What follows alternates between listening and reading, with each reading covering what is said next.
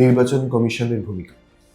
নির্বাচন কমিশনের ভূমিকা নিয়ে তো অনেক তর্ক বিতর্ক হয়েছে।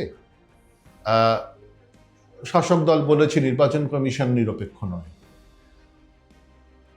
বিজেপি ব্যাপারটার সঙ্গে নিজেকে সেভাবে যুক্ত করেনি, তারা বলেছে নির্বাচন কমিশন নিরপেক্ষ। এবং একটা বিষয় আমি বলতে পারি যে আমি যেদিন ভোটের লাইনে দাঁড়িয়েছিলাম সেদিন যে আলোচনা হচ্ছিল, আমি প্রায় 40-45 মিনিট ভোটের লাইনে দাঁড়িয়েছিলাম। অদ্ভুতভাবে প্রায় 5-6 জন 23 তারিখের ভোট যে শান্তিপূর্ণ হয়েছে এবং সেদিনের ভোটও যে মোটামুটি শান্তিপূর্ণ হচ্ছে সেটাকে অ্যাকনলেজ করেছে। এই অ্যাকনলেজমেন্টটা যদি কোনো ইন্ডেক্স হয় তাহলে আমার মনে হয় মানুষ ওভারঅল এটাতে খুশি।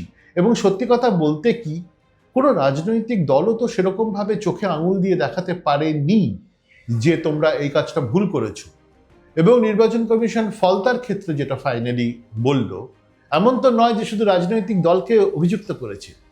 আত্মসমীক্ষা যেটা করেছে নির্বাচন কমিশন অ্যাজ এন ইনস্টিটিউশন, তাদের বলেছে আমাদের অনেক ত্রুটি হয়েছে, আমাদের শস্যের মধ্যে ভূত ছিল।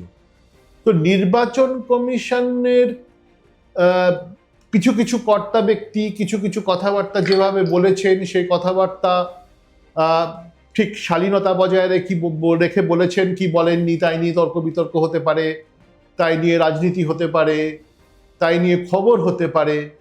কিন্তু at the end of the day মানুষ কি দেখে, একটা কথা আছে ইংরেজিতে, the test of the pudding is in the eating.